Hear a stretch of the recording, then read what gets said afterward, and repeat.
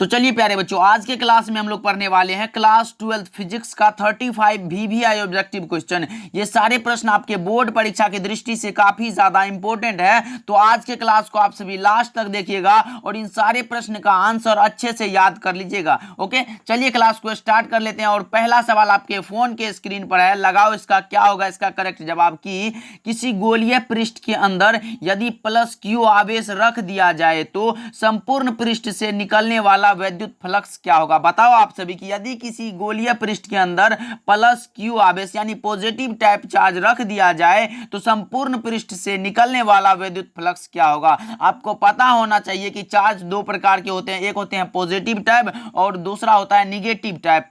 तो आपको पता होना चाहिए, अगर यहां +Q आवेश के लिए पूछ दिया गया तो हमारा सही आंसर हो जाएगा Q/ε0। Option number B right answer हो जाएगा Q/ε0। ओके, चलिए अगले प्रश्न की ओर बढ़ते हैं। फटाफट से याद करते चलिएगा, इन सारे प्रश्न को आपके परीक्षा में काफी बार पूछा गया है। ये सारे सवाल देखिए, आवेश के पृष्ठ घनत्व का मात्रक क्या होता है। बताओ आप सभी कि आवेश का पृष्ठ घनत्व का मात्रक क्या होता है। एक होता है रैखिक घनत्व, दूसरा होता है पृष्ठ घनत्व और तीसरा होता है आयतन घनत्व। इन तीनों के लिए जो फॉर्मूला होता है, देखिए अगर पृष्ठ घनत्व के लिए पूछा तो ये होता है coulomb meter inverse two coulomb प्रति मीटर स्क्वायर। क्या कूलम प्रति मीटर स्क्वायर। लेकिन यहां अगर रैखिक घनत्व पूछता तो कूलम पर इनवर्स होता है और आयतन घनत्व पूछता तो कूलम इनवर्स क्यूब हो जाता है। ओके, इन सारे प्रश्न को आप सभी ध्यान में रखिएगा। चलिए अगले प्रश्न की ओर बढ़ते हैं। काफी ज्यादा इंपॉर्टेंट है कि विद्युत परिपथ की शक्ति क्या होती है। बताओ आप सभी की विद्युत परिपथ की शक्ति क्या होती है। V² या R या फिर V²/R या फिर V²RT। क्या होगा इसका करेक्ट जवाब। मैं बता दूं, इसका सही जवाब हो जाएगा P बराबर होता है P बराबर V²/R। ये फॉर्मूला होता है, इसको अच्छे से ध्यान में रखिएगा कि विद्युत परिपथ की शक्ति जो होती है वो होती है V²/R। ऑप्शन नंबर सी बिल्कुल करेक्ट जवाब है, लगा लो आप सभी। चलिए नेक्स्ट सवाल की ओर बढ़ते हैं। काफी ज्यादा महत्वपूर्ण सवाल है और आज के क्लास को अभी तक आप सभी लाइक नहीं किए हो तो कर दो भाई, कर दो। ओके, सेल का विद्युत वाहक बल मापा जाता है किसके द्वारा। बताओ आप सभी कि सेल का विद्युत वाहक बल हम किसके द्वारा मापते हैं। वोल्ट मीटर के द्वारा, गैल्वेनोमीटर द्वारा, एमीटर द्वारा या फिर विभव मापी द्वारा। तो भाई मेरे इसको मापते हैं पोटेंशियोमीटर द्वारा। क्या पोटेंशियोमीटर यानी विभव मापी के द्वारा मापते हैं सेल का विद्युत वाहक बल। ओके, तो 4 नंबर का सही जवाब हो जाएगा ऑप्शन नंबर डी। ओके, चलिए नेक्स्ट प्रश्न की ओर बढ़ते हैं कि आवेशित गोलीय चालक के अंदर, आवेशित गोलीय चालक के अंदर विद्युत क्षेत्र होता है। आवेशित गोलीय अगर चालक के अंदर पूछ दिया तो ये हमेशा क्या होता है, जीरो। क्या जीरो हो जाएगा। Option number B right answer हो जाएगा। लगा लो आप सभी कि आवेशित गोलीय चालक के अंदर विद्युत क्षेत्र होता है 0। ओके, चलिए नेक्स्ट सवाल आपके सामने है कि इलेक्ट्रॉन वोल्ट इकाई है किसकी इकाई है। इलेक्ट्रॉन वोल्ट बताओ आप सभी, इलेक्ट्रॉन वोल्ट किसकी इकाई है। धारा की, आवेश की, विभवांतर की या फिर ऊर्जा की। तो आपको पता होना चाहिए कि इलेक्ट्रॉन वोल्ट जो इकाई है वो है ऊर्जा की यानी एनर्जी की। Option number D right answer हो जाएगा। लगा लो आप सभी और इन सारे प्रश्न को आप सभी आज याद कर लो भाई। मैं बोल रहा हूं काफी ज्यादा इंपॉर्टेंट है, आपके बोर्ड एग्जाम में लगभग बराबर पूछा जाता है। देखिए 7 नंबर सवाल क्या कह रहा है कि चुंबकीय आघूर्ण बढ़ाने से दोलन करते चुंबक का आवर्त काल में क्या परिवर्तन होता है। बताओ, बढ़ता है, घटता है, नहीं बदलता है या फिर इनमें से कोई नहीं। भाई बताओ 7 का सही जवाब क्या होगा। ये क्या होता है, डिक्रीज होता है यानी घट जाता है। तो option number B right answer हो जाएगा कि चुंबकीय आघूर्ण बढ़ाने से दोलन करते चुंबक का आवर्त काल घट जाता है। तो option number B right answer हो जाएगा। ओके, चलिए 8 नंबर सवाल क्या कह रहा है आपके सामने है, लगाओ आप सभी की क्या होगा इसका राइट आंसर।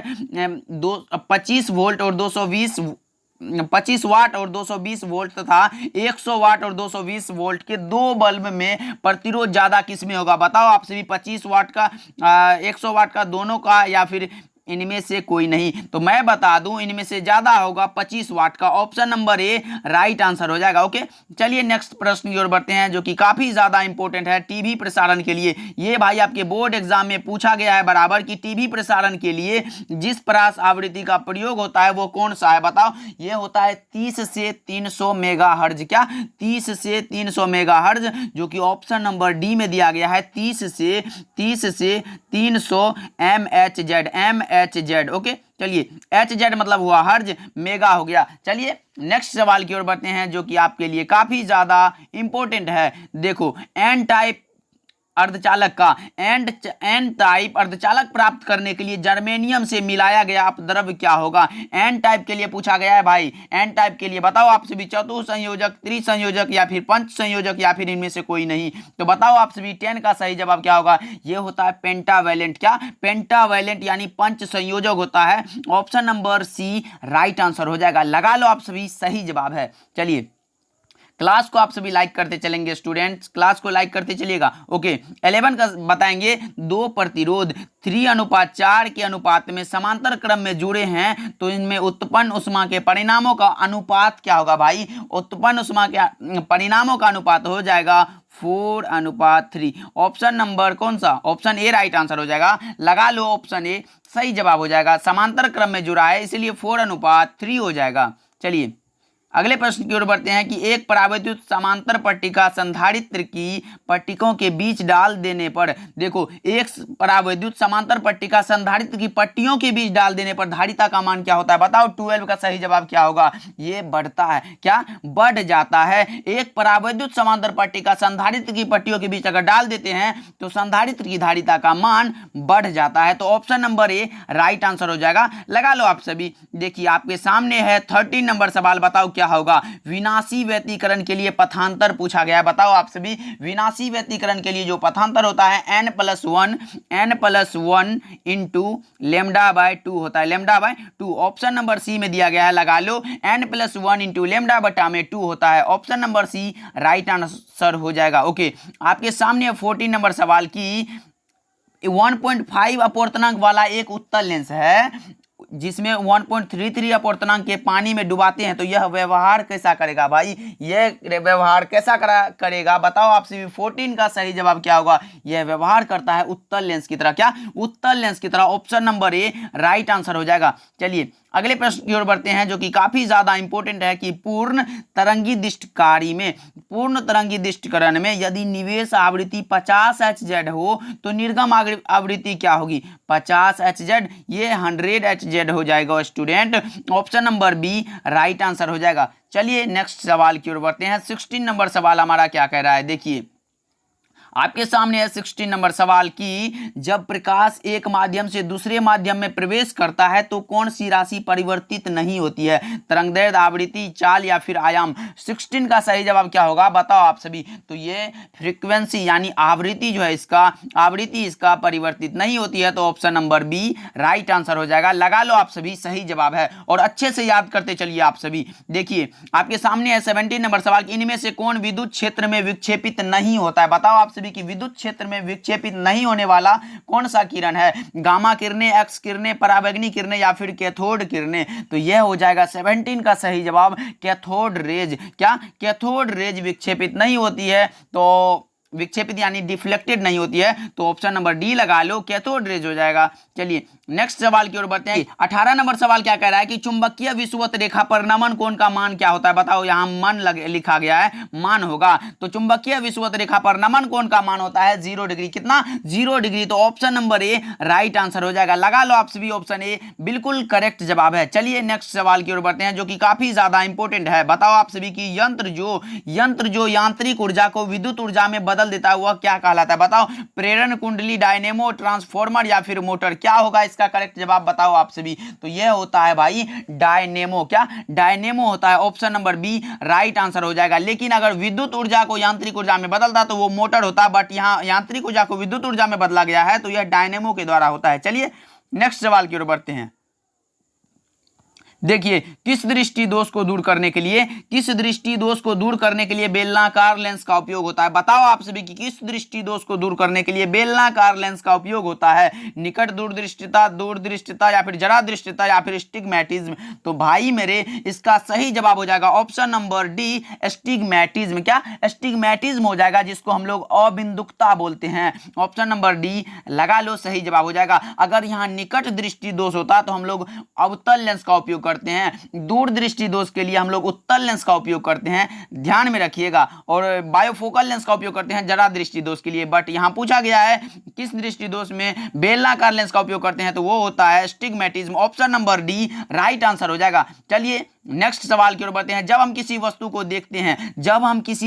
देखते हैं तो रेटिना पर बनने वाला प्रतिबिंब कैसा होता है? बताओ आप सभी। जब हम किसी वस्तु को देखते हैं अपने आंखों से, तो वो जो रेटिना पर प्रतिबिंब बनता है, जो प्रतिबिंब हम देखते हैं, वो कैसा होता है? वो होता है वास्तविक और उल्टा। वास्तविक और उल्टा होता है। Option number B right answer हो जाएगा, रियल एंड इन्वर्ट होता है। चलिए नेक्स्ट सवाल की ओर बढ़ते हैं, काफी ज्यादा इंपॉर्टेंट है। बताओ धातु का परावैद्युतांक कैसा होता है? धातु का परावैद्युतांक कैसा होता है? 0, अनंत, 1 या फिर -1? तो यह होता है इन्फिनाइट, यानी अनंत होता है। धातुओं का परावैद्युतांक अनंत होता है। Option number B right answer हो जाएगा। चलिए अगले प्रश्न की ओर बढ़ते हैं कि हाइड्रोजन स्पेक्ट्रम की कौन सी श्रेणी दृश्य भाग में पड़ती है? बताओ हाइड्रोजन स्पेक्ट्रम की कौन सी श्रेणी दृश्य भाग में पड़ती है? तो यह होती है बामर श्रेणी। क्या? बामर श्रेणी। Option number B, option A right answer हो जाएगा। चलिए अगले प्रश्न की ओर बढ़ते हैं, जो कि काफी ज्यादा इंपॉर्टेंट है। अभी तक क्लास को आप सभी लाइक नहीं किए हो तो भाई कर दो, वैसे भूल जाते हो आप सभी, क्लास के बाद चले जाते हो। विद्युत चुंबकीय तरंगों की प्रकृति कैसी होती है? तो यह होती है अनुप्रस्थ। क्या? अनुप्रस्थ होती है। Option number B right answer हो जाएगा। और अभी तक चैनल को सब्सक्राइब नहीं किए हो इस विद्या आनंद चैनल को, तो अभी कर लो और एग्जाम तक के लिए जुड़ जाओ, फिर देखो एग्जाम में कैसे फोड़ते हैं। ओके चलिए लेंस का नियम संबंध है। बताओ लेंस के नियम का संबंध किससे है? आप बताओ कि लेंस के नियम का संबंध है ये एनर्जी से। Option number C right answer हो जाएगा, ऊर्जा से। चलिए अगले प्रश्न की ओर बढ़ते हैं, काफी ज्यादा इंपॉर्टेंट है। जब किसी एमीटर को शंट करते हैं, हम लोग शंट करते हैं तो इसकी माप सीमा क्या होती है? बढ़ती है, घटती है, स्थिर रहती है, या फिर इनमें से कोई नहीं? 26 का सही जवाब क्या होगा? तो बढ़ती है। जब हम किसी एमीटर को शंट करते हैं तो इसकी माप सीमा में इंक्रीजेज होती है। तो option number A right answer हो जाएगा। बताओ स्वप्रेरकत्व का ऐसा मात्रक क्या होता है? ये तो भाई सबको पता है, जो हेनरी होता है। ऑप्शन नंबर डी लगा लो, डी राइट आंसर हो जाएगा। चलिए नेक्स्ट सवाल की ओर बढ़ते हैं। 28 नंबर सवाल क्या कह रहा है? डायनेमो का कार्य सिद्धांत किस पर आधारित है? डायनेमो का कार्य सिद्धांत आधारित किस पे है? बताओ धारा के उसमें प्रभाव पर, विद्युत चुंबकीय प्रेरण पर, प्रेरित चुंबकत्व पर, या फिर प्रेरित विद्युत पर? क्या होगा 28 का सही जवाब? बताओ आप सभी। तो यह होता है इलेक्ट्रोमैग्नेटिक इंडक्शन पर, विद्युत चुंबकीय प्रेरण पर। Option number B right answer हो जाएगा, विद्युत चुंबकीय प्रेरण पर। चलिए नेक्स्ट सवाल की ओर बढ़ते हैं। 29 सवाल क्या कह रहा है कि ऑप्टिकल फाइबर किस सिद्धांत पर कार्य करता है? तो यह करता है total internal reflection. Option number D right answer हो जाएगा, पूर्ण आंतरिक परावर्तन पर यह कार्य करता है। चलिए नेक्स्ट सवाल की ओर 30 नंबर सवाल क्या कह रहा है हमारा कि एक लोह चुंबकीय पदार्थ की चुंबकशीलता म्यू बराबर कितनी होती है? म्यू बराबर होती है, mu is greater than 1। Option number A right answer हो जाएगा। चलिए नेक्स्ट सवाल की ओर बढ़ते हैं। ध्रुव प्रबलता का ऐसा मात्रक बताओ आप सभी। ध्रुव प्रबलता का ऐसा मात्रक क्या होता है? तो बताओ सही जवाब क्या होगा? इसका सही जवाब हो जाएगा option number C ampere meter. क्या? एम्पियर मीटर सही जवाब हो जाएगा, ऑप्शन सी राइट आंसर है। चलिए फटाफट से याद कर लो भाई, बहुत ही ज्यादा इंपॉर्टेंट है। मैं बोल रहा हूं काफी ज्यादा इंपॉर्टेंट है ये सारे के सारे सवाल। प्रतिघात का मात्रक क्या होता है? बताओ आप सभी। प्रतिघात में कंफ्यूज होते हो आप सभी के सामने आ जाता है प्रतिबाधा, धारितीय प्रतिघात, प्रतिरोध। क्या होगा? तो प्रतिघात का मात्रक होता है ओम। जैसे प्रतिरोध, प्रतिघात, धारितीय प्रतिघात, प्रतिबाधा, ये सारे जहां भी आ जाए तो आप सभी ओम लगाइएगा, बिल्कुल सही जवाब हो जाएगा। ओके चलिए नेक्स्ट सवाल की ओर बढ़ते हैं। 33 नंबर सवाल कह रहा है कि प्रकाश के अनुप्रस्थ तरंग की पुष्टि कौन करता है? व्यतिकरण, परावर्तन, ध्रुवण या फिर वर्ण विक्षेपण? 33 का सवाल का जवाब होगा ध्रुवण। क्या? ध्रुवण हो जाएगा, पोलराइजेशन होता है। Option number C right answer हो जाएगा। चलिए 34 नंबर सवाल की ओर बढ़ते हैं कि हाइड्रोजन स्पेक्ट्रम की कौन सी श्रेणी अवरक्त भाग में नहीं पड़ती है? यहाँ नहीं लिखा गया है, तो ये लाइमन सीरीज, क्या लाइमन श्रेणी हो जाएगा। Option number D right answer हो जाएगा। लास्ट सवाल है भाई, इसका आंसर बताओ आप सभी की बीटा किरणें विक्षेपित होती है किसमें? बीटा किरणें किसमें विक्षेपित होती है? गुरुत्वाकर्षण क्षेत्र में, केवल चुंबकीय क्षेत्र में, केवल विद्युतीय क्षेत्र में, या फिर चुंबकीय और विद्युतीय दोनों क्षेत्र में?